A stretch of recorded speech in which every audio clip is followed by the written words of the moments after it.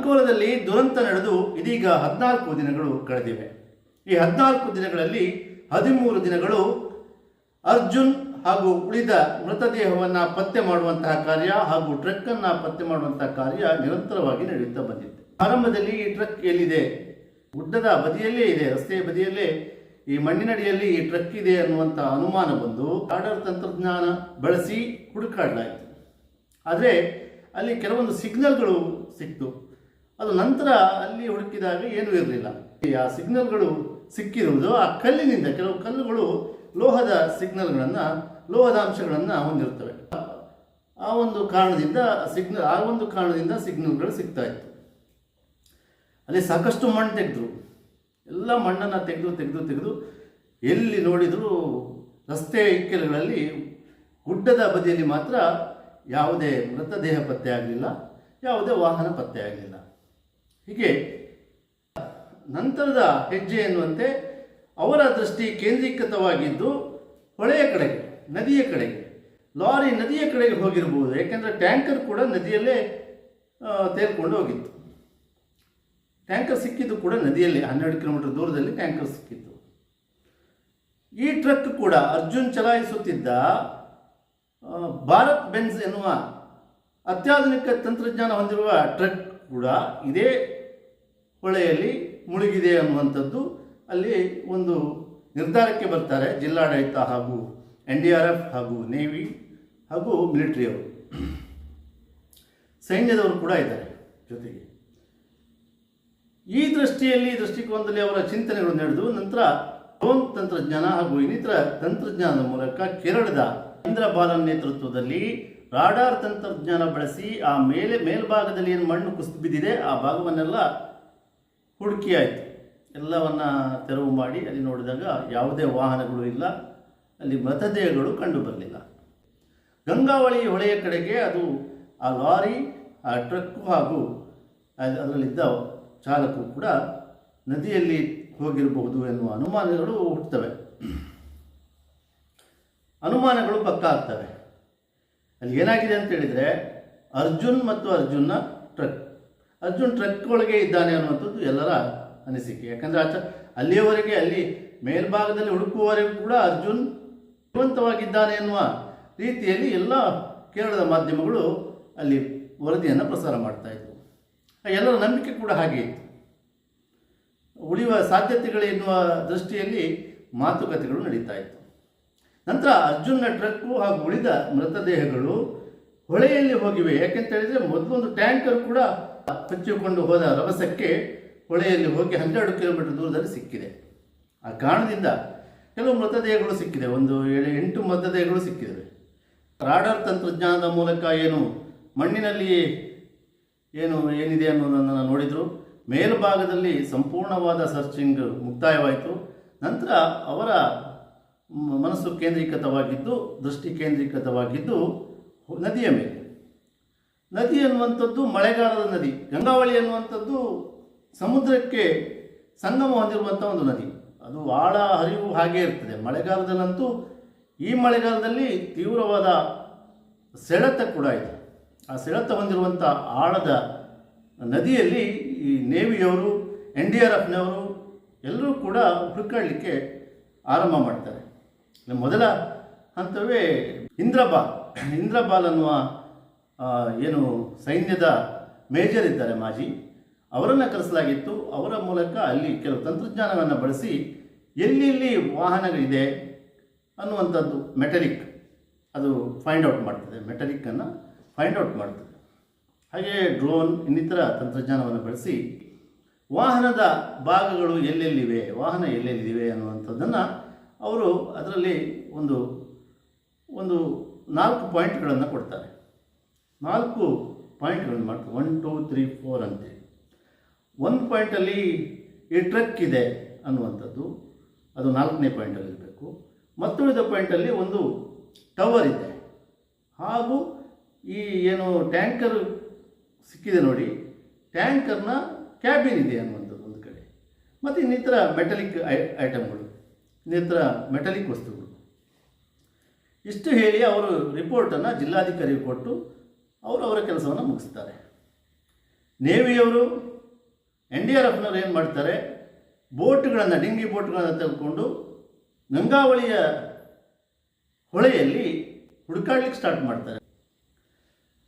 ಎಷ್ಟು ದಿನದಿಂದ ಅವರು ಹುಡುಕಾಡ್ತಾ ಇದ್ದನ್ನು ನೋಡ್ತಾ ಇದ್ದೇವೆ ನಾವೆಲ್ಲ.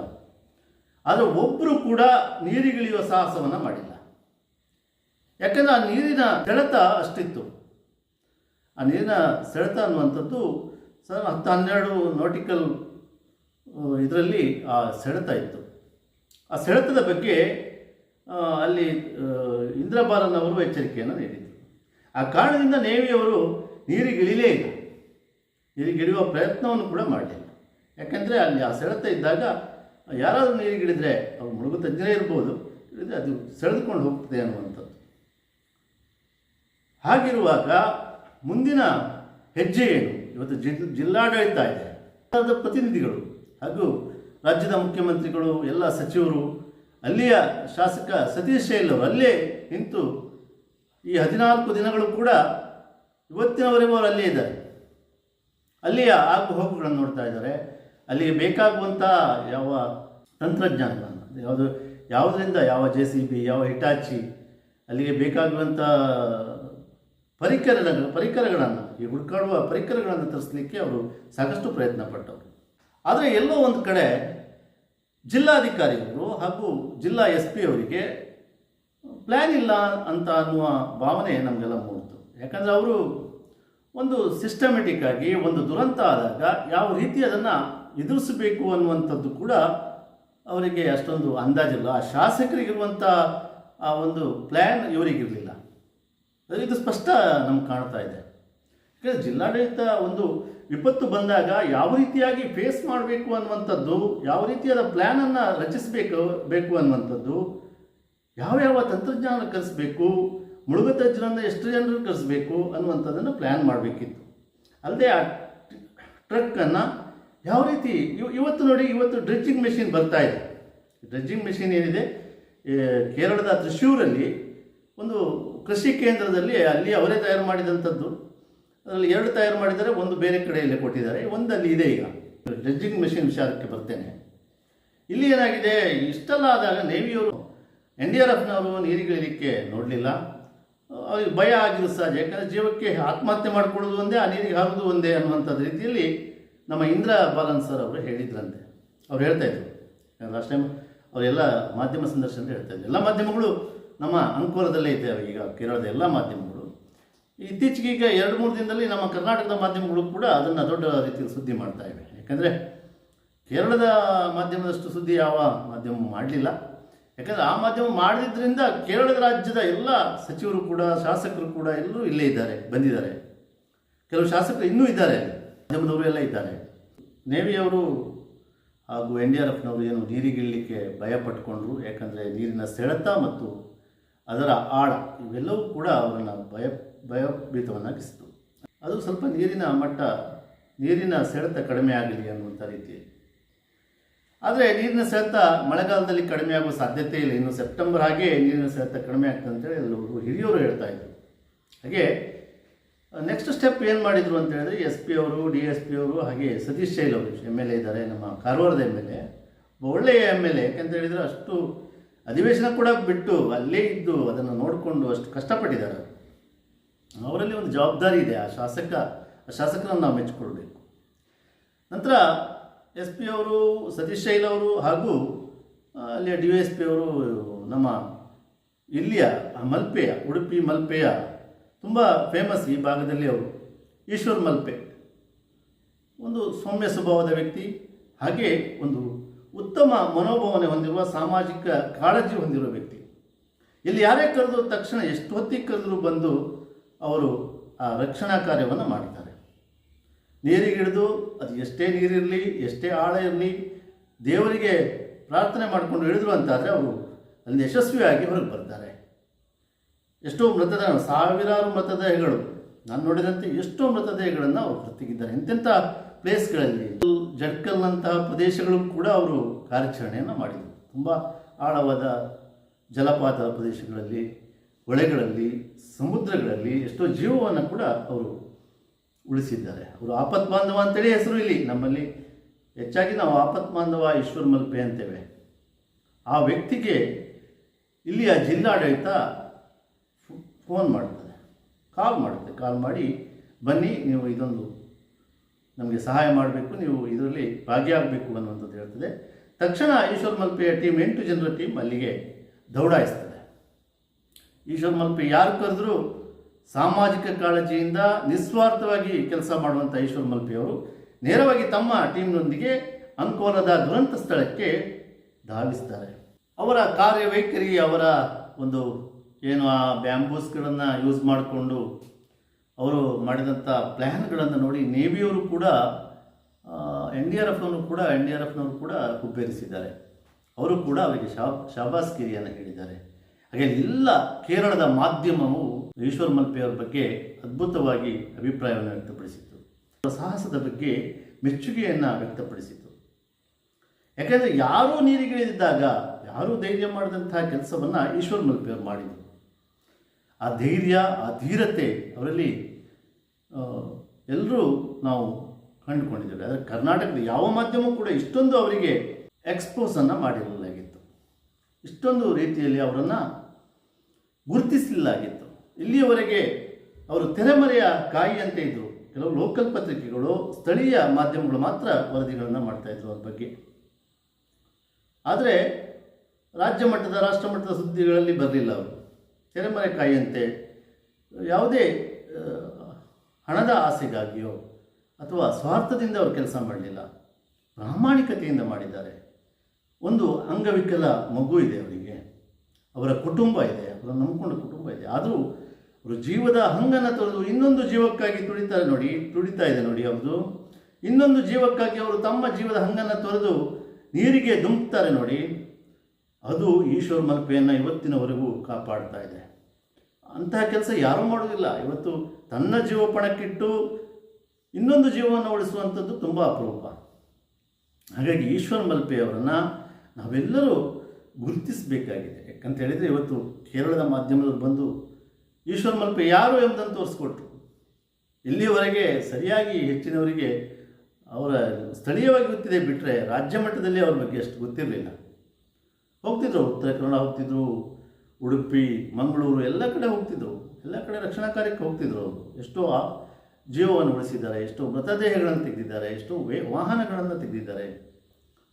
ಇಲ್ಲಿ ಅವರು 2ನೇ ದಿನ, ನಿನ್ನೆ ಕಾಣುತ್ತೆ, ನಿನ್ನೆ ಅವರ ಕಾರ್ಯಾಚರಣೆ, 2ನೇ ದಿನ ಕಾರ್ಯಾಚರಣೆಯಲ್ಲಿ ಅವರಿಗೆ ಅಲ್ಲಿಯ ಮೊದಲನೇ ದಿನವೂ ಅವರಿಗೆ ಅಂದಾಜಾಗಿತ್ತು ಅಲ್ಲಿ ಏನೇನಿದೆ ಅನ್ನುವಂಥದ್ದು. ಅಲ್ಲಿ ಆಲದ ಮರ ಇದೆ, ಆಲದ ಮರದ ಜೊತೆಗೆ ಕಲ್ಲು ಬಂಡೆಗಳಿವೆ, ಹಾಗೆ ಅಲ್ಲಿಯ ಶೀಟ್ಗಳು, ಇಲೆಕ್ಟ್ರಿಕ್ ವೈರ್ಗಳು ಏನಿದ್ದಾರೆ, ಎಲೆಕ್ಟ್ರಿಕ್ ಸ್ಟೇ ವೈರ್ಗಳು, ಹಾಗೆ ಟವರ್ಗಳು, ಹೀಗೆ ಹಲವಾರು ರೀತಿಯ ವಸ್ತುಗಳು ಅಲ್ಲಿ ತುಂಬ ಅಪಾಯಕಾರಿ. ಯಾಕಂತ ಹೇಳಿದರೆ ಒಬ್ಬ ನೀರಿನಲ್ಲಿ ಮುಳುಗುವವರು ಎಲ್ಲಾದರೂ ಅದು ಕಣ್ಣಿಗೆ ಕಾಣೋದಿಲ್ಲಲ್ಲ ಇವರಿಗೆ. ಅಲ್ಲಿ ಕತ್ತಲೆ ಇರೋದ್ರಿಂದ, ಕಾಣದೇ ಇರೋದ್ರಿಂದ, ನೀರು ಕಲುಷಿತವಾಗಿರೋದ್ರಿಂದ, ಝೀರೋ ವಿಸಿಬಿಲಿಟಿ ಇರೋದ್ರಿಂದಾಗಿ ಅವರು ನೀರಿಗಿಳಿದಾಗ ಎಲ್ಲಾದರೂ ಅಲ್ಲಿಯ ಕೇಬಲ್ಗಳು ಅವರ ಮೈಗೆ ಸುತ್ತಕೊಂಡ್ರೆ, ಅವರ ಕುತ್ತಿಗೆ ಸುತ್ತಕೊಂಡ್ರೆ, ಅವರ ಕೈಗಳಿಗೆ, ಕಾಲುಗಳಿಗೆ, ಹೊಟ್ಟೆಗಳಿಗೆ ಗಾಯವಾದರೆ ಅವರ ಜೀವಕ್ಕೆ ಅಪಾಯ ಇದೆ. ಒಂದು ಕಡೆ ನೀರಿನಲ್ಲಿ ಮುಳುಗುವಂಥದ್ದು, ಮತ್ತೊಂದು ಕಡೆ ಆ ಸೆಳೆತ ಅವರನ್ನು ಎಳೆದುಕೊಂಡು ಹೋಗ್ಬೋದು. 1-2 ಸಲ ಎಳೆದುಕೊಂಡು ಹೋಗಿದೆ ಅವರಿಗೆ. ಅಲ್ಲಿ ನಂತರ ಸೈನಿಕರು ಇದ್ದರು, ನೇವಿಯವರಿದ್ದರು, NDRF ಅವರು ರಕ್ಷಣೆ ಮಾಡಿ ತಂದು ಬಿಟ್ಟಿದ್ದಾರೆ. ಮತ್ತೆ ಪುನಃ ಅವರು ಡೈವ್ ಮಾಡಿದ್ದಾರೆ, 6-7 ಬಾರಿ ಡೈವ್ ಮಾಡಿದ್ದಾರೆ.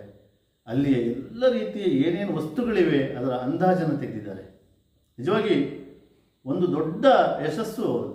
ಯಾಕಂತ ಹೇಳಿದರೆ ಅಲ್ಲಿ ಏನೇನು ವಸ್ತುಗಳಿದೆ, ಅಲ್ಲಿ ಮರಗಳಿವೆ ಅನ್ನುವಂಥದ್ದು, ಅಲ್ಲಿ ಕಂಬಗಳಿದೆ ಅನ್ನುವಂಥದ್ದು, ಈ ವಯರ್ಗಳು, ಎಲೆಕ್ಟ್ರಿಕ್ ವಯರ್ಗಳಿದೆ ಅನ್ನುವಂಥದ್ದು, ಟವರ್ ಇದೆ ಅನ್ನುವಂಥದ್ದು. ಹಾಗೆ ಅಲ್ಲಿ ಆ ಹೋಟೆಲ್ ಇತ್ತು ನೋಡಿ, ಆ ಹೋಟೆಲ್ನ ಶೀಟ್ಗಳು, ಆ ಹೋಟೆಲ್ನ ಅವರ ಮನೆಯವರ ವಸ್ತುಗಳು ಅಲ್ಲಿದೆ ಅನ್ನೋದನ್ನು ಅವರು ಅದನ್ನು ಹುಡುಕಿದ್ದಾರೆ, ಅದನ್ನು ಸರ್ಚ್ ಮಾಡಿದ್ದಾರೆ, ಅದನ್ನು ಸ್ಪಷ್ಟಪಡಿಸಿದ್ದಾರೆ. ಹಾಗಾಗಿ ಅವರು ಏನಾಗಿದ್ದು ಸಮಸ್ಯೆ ಅಂತ ಹೇಳಿದರೆ, ಒಂದೇ ಸಮಸ್ಯೆ ಆಗಿದ್ದು ನನ್ನ ಲೆಕ್ಕದಲ್ಲಿ. ಅದು ಏನಂತ ಹೇಳಿದರೆ ಝೀರೋ ವಿಸಿಬಿಲಿಟಿ. ಕಣ್ಣಿಗೆ ಏನಾದರೂ ಕಾಣಿಸಿದರೆ ಅವರು ಬಿಡುವಂತಹ ವ್ಯಕ್ತಿಯಲ್ಲ. ಅಂತಹ ಒಂದು ಧೀರ ವ್ಯಕ್ತಿಯನ್ನು ಉಡುಪಿ ಜಿಲ್ಲೆಯಲ್ಲಿ ಅವರು ಹುಟ್ಟಿರೋದು ಈ ನಾಡು ಧನ್ಯ ಅಂತ ಹೇಳ್ತೇನೆ. ಯಾಕೆಂತ ಹೇಳಿದ್ರೆ ಉಡುಪಿ ಜಿಲ್ಲೆಯಲ್ಲಿ ಹುಟ್ಟಿ ಇಂತಹ ಒಬ್ಬ ಧೀರ ವ್ಯಕ್ತಿತ್ವದ ರಿಸೋರ್ಸ್ ಪರ್ಸನ್ ಆಗಿ ಈ ಭಾಗದಲ್ಲಿ ಎಲ್ಲೇ ಅನಾಹುತಗಳಾಗಲಿ ಯಾವುದೇ ಮೂಲೆಯಲ್ಲಾಗಲಿ ಅವರು ರೆಡಿಯಾಗ್ತಾರೆ. ಅವರದೊಂದು ಆ್ಯಂಬುಲೆನ್ಸ್ ವಾಹನವೇ ಇದೆ. ನಮ್ಮ ಮೂಲಕ ಬಂದು ಅಲ್ಲಿ ಏನು ರಾತ್ರಿ ಇರಲಿ, ಮಧ್ಯರಾತ್ರಿ ಇರಲಿ, ಬೆಳಿಗ್ಗೆ ಇರಲಿ, ಹಗಲಿರಲಿ, ಇರುಳಿರಲಿ, ಯಾವುದೇ ಸಂದರ್ಭಗಳಿರಲಿ, ಎಂಥದ್ದೇ ಕ್ಲಿಷ್ಟಕರವಾದ ಪರಿಸ್ಥಿತಿ ಇರಲಿ, ಅವರು ನೀರಿಗೆ ಧುಮುಕ್ತಾರೆ. ಅದಕ್ಕೆ ಸ್ಪಷ್ಟ ಉದಾಹರಣೆ ಅಂಕೋಲದ ಗಂಗಾವಳಿ ನದಿಗೆ ಅವರು ಹಿಂದೆ ಮುಂದೆ ಯೋಚನೆ ಮಾಡಲಿಲ್ಲ, ಧುಮುಕಿದ್ದಾರೆ, ಧೈರ್ಯದಿಂದ ಧುಮುಕಿದ್ದಾರೆ. ಎಲ್ಲರೂ ಕೈ ಚೆಲ್ಲಿ ಕುಳಿತಾಗ ಅವರು ಹೊಸ ನಿರೀಕ್ಷೆಯನ್ನು ಹುಟ್ಟಿ ಹಾಕಿದ್ದಾರೆ. ಇವತ್ತು ನಾಳೆಯ ಕಾರ್ಯಾಚರಣೆ ಬಗ್ಗೆ ಹೇಳ್ತೇನೆ. ಈ ಡ್ರೆಡ್ಜಿಂಗ್ ಮೆಷಿನ್ ಅನ್ನೋದು ಏನಿದೆ ಅಲ್ಲಿ ಕೃಷಿ ಕೇಂದ್ರದಲ್ಲಿದೆ ತ್ರಿಶೂರಿನಲ್ಲಿ. ಅದನ್ನು ಸತೀಶ್ ಶೈಲ್ ಅವರು ಯಾರಲ್ಲೋ ಕೇಳಿ ಅದನ್ನು ಕಡೆಗೆ ಕೇರಳದ ಶಾಸಕರಿದ್ದು ಅವ್ರ ಮೂಲಕ ಅಲ್ಲಿ ಜಿಲ್ಲಾಧಿಕಾರಿಗೆ ಫೋನ್ ಹಾಯಿಸಿ ನಂತರ ಆ ಬಗ್ಗೆ ಮಾಹಿತಿಯನ್ನು ಪಡೆದುಕೊಂಡು ಇದೀಗ ಆ ಡ್ರೆಡ್ಜಿಂಗ್ ಯಂತ್ರವನ್ನು ತರುವ ಯೋಚನೆಯನ್ನು ಮಾಡಿದ್ದಾರೆ. ಆದರೆ ಅದಕ್ಕೂ ಮುಂಚೆ ಆ ಡ್ರೆಡ್ಜಿಂಗ್ ಏನು ಚಲಾಯಿಸ್ತಾರೆ ಚಾಲಕರು, ಅದರ ಆಪರೇಟರ್ಸ್ಗಳು ಮತ್ತು ಆ ಬಗ್ಗೆ ಸ್ಟಡಿ ಮಾಡಿ ಹೋಗ್ತಾರೆ. ಒಂದಿನ ನಾಳೆ ಬಂದು ಅವರು ಅದನ್ನು ಸ್ಟಡಿ ಮಾಡಿ ಹೋಗ್ತಾರೆ. ಅಲ್ಲಿಯ ನೀರಿನ ಹರಿವು ಎಷ್ಟಿದೆ, ಆಳ ಎಷ್ಟಿದೆ, ಇದೆಲ್ಲ ಅಲ್ಲಿ ಆ ಯಂತ್ರ ತಂದರೆ ಅಲ್ಲಿ ಕೆಲಸ ಮಾಡಲಿಕ್ಕೆ ಸಾಧ್ಯವೇ ಅನ್ನುವಂಥದ್ದು. ಯಾಕೆಂದರೆ ಆ ಯಂತ್ರ ಇರೋದು ನೀರಿನಲ್ಲೇ ಹೋಗಲಿಕ್ಕೆ ಇರುವಂಥದ್ದು. ಆದರೆ ಅದಕ್ಕೊಂದು ಪರಿಮಿತಿ ಇದೆ. ಅದು ಇಷ್ಟು ಮೀಟ್ರ್ ಮೇಲೆ ಕೆಲಸ ಮಾಡಬೇಕು, ಅಲ್ಲಿ ಇಷ್ಟು 4 ನಾಟ್ ಇದರಲ್ಲಿ ಅದು ವರ್ಕ್ ಮಾಡಬೇಕು ಅನ್ನುವಂಥದ್ದು. ಅದರ ಸೆಳೆತ ಅಷ್ಟಿರಬೇಕು. ಇಲ್ಲಿ ಸೆಳೆತ ಜಾಸ್ತಿ ಇದೆ. ಹಾಗಾಗಿ ಅವರು ಅದನ್ನು ಸ್ಟಡಿ ಮಾಡಲಿಕ್ಕೆ ಇವತ್ತು ಮುಟ್ಲಿಕ್ಕಿದ್ದಾರೆ. ಬೆಳಿಗ್ಗೆ ಅವರು ಹೊರಟಿದ್ದಾರೆ, ಮಧ್ಯಾಹ್ನ ಹೊರಟಿದ್ದಾರೆ, ಈಗ ರಾತ್ರಿ ಮುಟ್ಬೋದು. ಬೆಳಿಗ್ಗೆ ಅವರು ಅದನ್ನು ಸ್ಟಡಿ ಮಾಡಲಿಕ್ಕಿದ್ದಾರೆ. ಆ ನದಿಯ ಪಾತ್ರಗಳಲ್ಲಿ ಹೋಗಿ ಅಲ್ಲಿ ಸ್ಟಡಿ ಮಾಡಿ ಈ ಯಂತ್ರ ಏನಿದೆ ಅದನ್ನು ಅಲ್ಲಿ ಬಳಸ್ಬೋದಾ, ಅಲ್ಲಿಯ ಏನು ಮಣ್ಣಿದೆ, ಮರಗಳಿವೆ, ಅವುಗಳನ್ನು ಎಳಿಲಿಕ್ಕೆ ಸಾಧ್ಯವಾ, ಮಣ್ಣು ಕಲ್ಲನ್ನು ಎಳಿಲಿಕ್ಕೆ ಸಾಧ್ಯವಾ ಅನ್ನೋದನ್ನು ಅವರು ಅಲ್ಲಿ ಸ್ಟಡಿ ಮಾಡಲಿಕ್ಕಿದ್ದಾರೆ, ಅಧ್ಯಯನ ಮಾಡಲಿಕ್ಕಿದ್ದಾರೆ. ನಂತರ ಅವರೊಂದು ರಿಪೋರ್ಟ್ ಜಿಲ್ಲಾಧಿಕಾರಿಗಳು ಇರ್ತಾರೆ. ಅದರ ನಂತರ ಆ ಯಂತ್ರವನ್ನು ತ್ರಿಶೂರಿನಿಂದ ಅಂಕೋಲಕ್ಕೆ ತರಲಾಗ್ತದೆ. ಅದಕ್ಕೆ ಬೇಕಾದ ವ್ಯವಸ್ಥೆಗಳನ್ನೆಲ್ಲ ಜಿಲ್ಲಾ ಆಡಳಿತ ಮಾಡಿಕೊಂಡಿದೆ.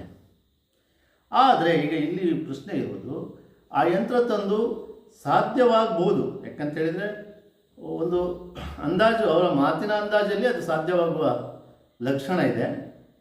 ಸಾಧ್ಯವಾದರೂ ಕೂಡ ಗಂಗಾವಳಿ ನದಿ ದೊಡ್ಡದು ಮತ್ತು ಅದರ ಹರಿವು, ಆಳ ಎಲ್ಲವೂ ದೊಡ್ಡ ಮಟ್ಟದಲ್ಲಿದೆ. ಆಳವು ಕೂಡ ಹೆಚ್ಚಿದೆ. ಹಾಗಾಗಿ ಒಂದು ವೇಳೆ ಅಲ್ಲಿ ಅವರು ಆ ಯಂತ್ರವನ್ನು ಉಪಯೋಗಿಸಿ ಕಾರ್ಯ ನಡೆಸುವುದೇ ಆದರೆ ಕೆಲವೊಂದು ತಯಾರಿಗಳನ್ನು ಜಿಲ್ಲಾಡಳಿತ ಮಾಡಿಕೊಳ್ಬೇಕಾಗತ್ತೆ. ಯಾಕಂದರೆ ಮರಗಳಿದ್ದರೆ ಅದನ್ನು ಆ ಒಂದು ಯಂತ್ರ ಅದನ್ನು ಹೇಗೆ ಎತ್ತಲಿಕ್ಕೆ ಸಾಧ್ಯವ, ಅದನ್ನು ಕಟ್ ಮಾಡೋದಿದ್ದರೆ ಅದಕ್ಕೆ ಮರ ಕಟ್ಟಿಂಗ್ ಮಾಡುವ ಮೆಷಿನ್ ಬೇಕಾಗ್ತವೆ. ಅಂಥ ಪರಿಕರಗಳು ಸಹ ತಯಾರು ಮಾಡಿಕೊಳ್ಬೇಕಾಗುತ್ತೆ. ಹಾಗೆ ಅಲ್ಲಿ ಮುಳುಗು ತಜ್ಞರ ಅವಶ್ಯಕತೆ ಇದೆ. ಏನಾದರೂ ಅವರಿಗೆ ಅನಾಹುತ ಆದರೆ, ಅವರಿಗೆ ಏನಾದರೂ ಅವಘಡಗಳಾದರೆ, ಆ ಯಂತ್ರವನ್ನು ಚಲಾಯಿಸುವ ಯಂತ್ರಕ್ಕೆ ಏನಾದರೂ ಸೆಳೆದುಕೊಂಡು ಹೋದರೆ ಅಂಥ ಸಂದರ್ಭದಲ್ಲಿ ಮುಳುಗು ತಜ್ಞರು ಬೇಕು. ಅಲ್ಲಿ ಕೆಲವೊಂದು ಪ್ರಿಕಾಕ್ಷನ್ಗಳನ್ನು ತೆಗೆದುಕೊಳ್ಬೇಕಾಗುತ್ತೆ, ಜಿಲ್ಲಾಡಳಿತ ಮಾಡಬೇಕು. ಹಾಗಾಗಿ ಈಶ್ವರ ಮಲ್ಪೆ ಅವರು ಕೂಡ ಅಲ್ಲಿ ಅಗತ್ಯ ಇದೆ. ಅವರು ಕೂಡ ಅಲ್ಲಿ ಹೊರಗೆ ನಿಂತು ಅಲ್ಲಿ ಅದಕ್ಕೆ ಸಹಾಯ ಮಾಡಬೇಕು ಅನ್ನುವಂಥದ್ದು ಜನರ ಅಭಿಪ್ರಾಯ. ಹಾಗೆ ಅರ್ಜುನ್ನ ನಾಪತ್ತೆ ವಿಚಾರ, ಹಾಗೆ ಅಲ್ಲಿ ಜಗನ್ನಾಥ್, ಲೋಕೇಶ್, ಈ 3 ಜನರ ನಾಪತ್ತೆ ವಿಚಾರ ಕೇಳಿ ಬರ್ತಿದೆ. ಆದರೆ ಇನ್ನೂ ಕೆಲವು ಮೃತದೇಹಗಳಿದೆ, ಕೆಲವು ಕಾಣೆಯಾದ ಬಗ್ಗೆ ಇಲ್ಲಿ ವರದಿಯಾಗಿಲ್ಲ. ಆದರೆ ಇನ್ನೂ ಯಾವುದಾದ್ರೂ ವಾಹನ ಇದೆಯೋ, ಇನ್ನೂ ಯಾವುದಾದ್ರೂ ಮೃತದೇಹಗಳು ಅಲ್ಲಿದೆಯೋ ಅನ್ನುವಂಥ ಅನುಮಾನಗಳು ಕೂಡ ಜನರನ್ನು ಕಾಡ್ತಾ ಇದೆ. IRB ಎನ್ನುವಂತಹ ಪೆಡಂಭೂತದಿಂದಾಗಿ ಇಂತಹ ಅನಾಹುತಗಳು ಅಲ್ಲಲ್ಲಿ ನಡೆಯುತ್ತಲೇ ಇವೆ. ಯಾಕಂದರೆ ಅವತ್ತು ಜನರೇ ಮಾಡಿಕೊಂಡದ್ದು ಇಲ್ಲಿಯ ಸರ್ಕಾರದ ಪ್ರತಿನಿಧಿಗಳು ಸರಿಯಾಗಿ ಆ ಬಗ್ಗೆ ನಿರ್ದೇಶನವನ್ನು ಕೊಡಲಿಲ್ಲ. ಸರ್ಕಾರದ ಪ್ರತಿನಿಧಿಗಳು ಎಚ್ಚೆತ್ತುಕೊಳ್ಬೇಕಾಗಿತ್ತು, ಸ್ಥಳೀಯ ಆಡಳಿತಗಳು ಎಚ್ಚೆತ್ತುಕೊಳ್ಬೇಕಾಗಿತ್ತು. ಇಲ್ಲಿಯ ಸ್ಥಳೀಯ ಆಡಳಿತಗಳು ಕೂಡ ಅವಕ್ಕೆ ಸಪೋರ್ಟಿವ್ ಆಗಿ ನಿಂತುಕೊಂಡು IRBಯ ಕಾಮಗಾರಿಯಲ್ಲಿ ಯಾವ ರೀತಿಯಾದ ಯಾವ ರೀತಿಯಾಗಿ ಗುಡ್ಡಗಳನ್ನು ಕತ್ತರಿಸಬೇಕು, ಎಷ್ಟು ಆ್ಯಂಗಲಲ್ಲಿ ಕತ್ತರಿಸಬೇಕು ಅನ್ನುವಂಥದ್ದು ಯಾರು ನಿರ್ದೇಶನ ಮಾಡಬೇಕಿತ್ತು ಹೇಳಿ.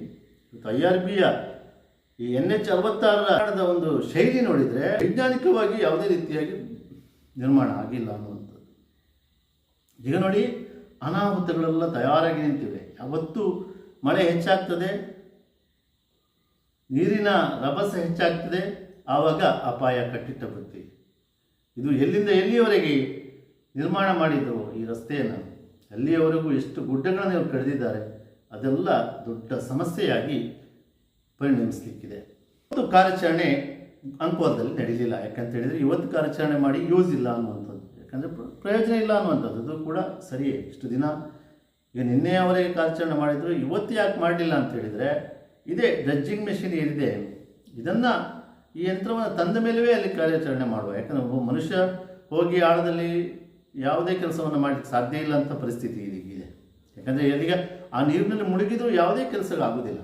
ಯಾಕಂದರೆ ಅಲ್ಲಿ ಒಬ್ಬ ಮನುಷ್ಯನಿಂದ ಆಗುವಂಥ ಕೆಲಸ ಅಲ್ಲ, ಮನುಷ್ಯನ ಸಹಾಯದೊಂದಿಗೆ ಯಂತ್ರಗಳ ಉಪಯೋಗ ಆಗಬೇಕು ಅನ್ನುವಂಥದ್ದು. ವಿಜ್ಞಾನ ಇವತ್ತು ಸಾಕಷ್ಟು ಮುಂದುವರಿದಿದೆ, ನಮ್ಮದು ಸಾಕಷ್ಟು ಅಭಿವೃದ್ಧಿ ಹೊಂದಿದ ದೇಶ. ಆದರೆ ನೋಡಿ, ಅಂಕೋಲದ ವಿಪತ್ತು ಒಂದು ಸ್ಪಷ್ಟ ಉದಾಹರಣೆ. ಯಾವುದೇ ರೀತಿಯಾದ ಒಂದು ತಯಾರಿ ಇಲ್ಲ, ಮುನ್ನೆಚ್ಚರಿಕೆ ಇಲ್ಲ. ಜಿಲ್ಲಾಡಳಿತ ಇರಲಿ, ಸರ್ಕಾರದ ಪ್ರತಿನಿಧಿಗಳಾಗಲಿ ಈ ಬಗ್ಗೆ ಅಧ್ಯಯನ ಇಲ್ಲ. ಒಂದು ಸರಿಯಾದ ರೀತಿಯಾದ ಅಧ್ಯಯನ ಅವರಲ್ಲಿ ಬೇಕಿತ್ತು.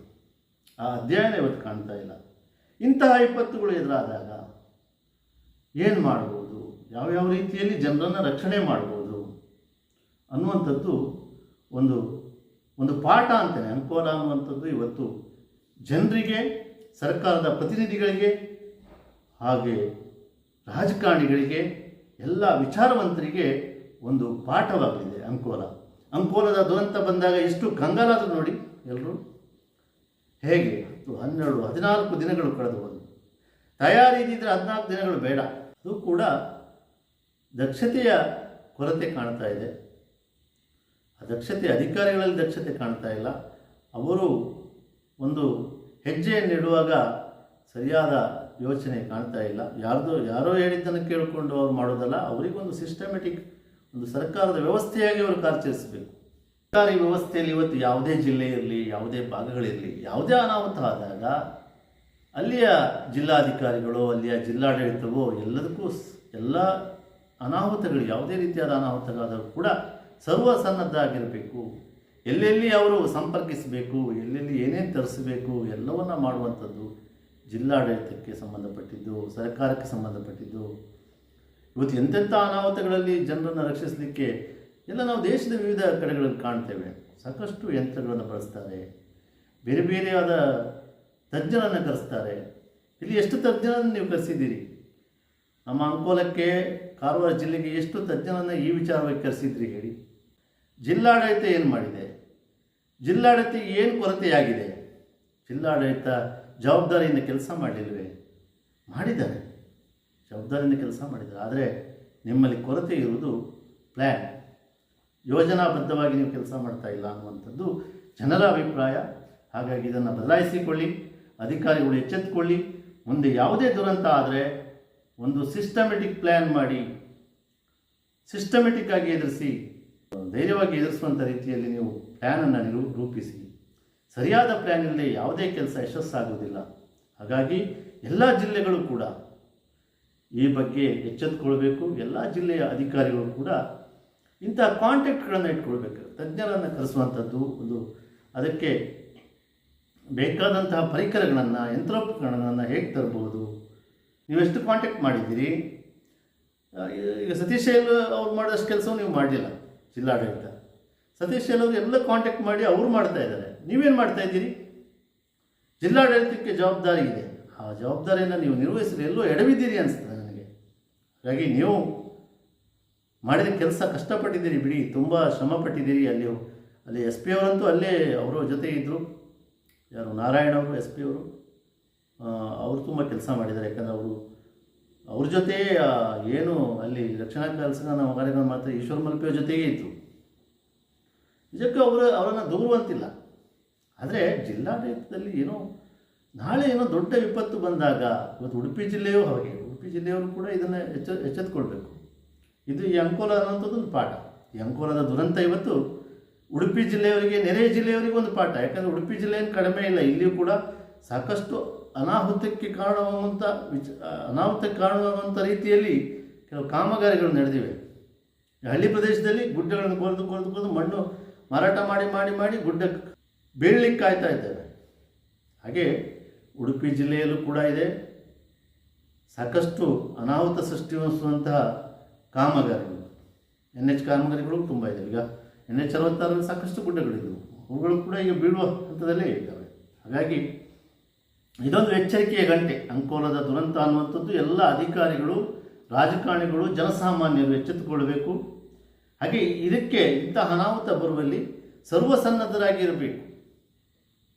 ಯಾಕಂದರೆ ಹಿಂದೆ ಓಡಲಿಕ್ಕಾಗೋದಿಲ್ಲ, ಅದನ್ನು ಎದುರಿಸಬೇಕು. ಹಾಗಾಗಿ ಅಂತಹ ರೀತಿ ಯಾವುದೇ ರೀತಿಯಾದ ದುರಂತ ಬಂದರೂ ಅದನ್ನು ಫೇಸ್ ಮಾಡುವಂತಹ ಒಂದು ಸರ್ವಸನ್ನದ್ಧವಾಗಿ ಇರುವಂತಹ ಒಂದು ರೀತಿಯಲ್ಲಿ ತಯಾರಾಗಬೇಕಾಗಿದೆ. ನಾಳೆಯ ಕಾರ್ಯಾಚರಣೆ ಬೆಳಿಗ್ಗೆ ಅವರು ಬಂದು ಪರಿಶೀಲನೆ ನಡೆಸಿದ ನಂತರ ಆ ಡ್ರೆಡ್ಜಿಂಗ್ ಮೆಷಿನನ್ನು ತರುವ ಬಗ್ಗೆ ಯೋಚನೆ ಮಾಡಲಿಕ್ಕಿದ್ದಾರೆ. ಅಲ್ಲಿಯ ಜಿಲ್ಲಾಡಳಿತ ಹಾಗೂ ಅಲ್ಲಿಯ ಶಾಸಕರು ಹಾಗೂ ಉಸ್ತುವಾರಿ ಸಚಿವರಾದ ಮಹಾಂಕಾಳ್ ವೈದ್ಯರು ಇವರೆಲ್ಲ ಸೇರಿ ಡ್ರೆಡ್ಜಿಂಗ್ ಮೆಷಿನನ್ನು ತರಿಸಬೇಕೋ ಇಲ್ಲವೋ ಅಂಥದ್ದನ್ನು ಫೈನಲ್ ಮಾಡ್ತಾರೆ.